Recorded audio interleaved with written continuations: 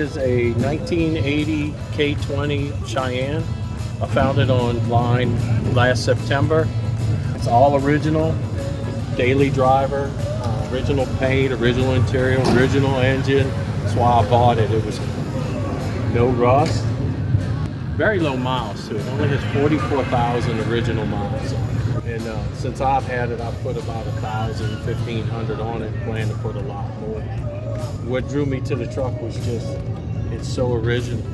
It's, you know, nobody's been into it. All we did to the interior was clean the carpet, got it cleaned. It still has a few little stains, but I didn't want to change it because, you know, that's what was with it. You know, we've just been driving it and enjoying it. I just came here so people could look at it, and I'm getting pretty good reaction. You know, people have been kind of digging it because it's a survivor.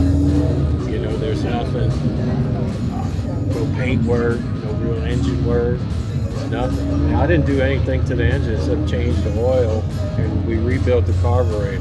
I haven't even put new spark plugs in it yet, and I have no idea about it. It just runs good, so I decided to leave it alone.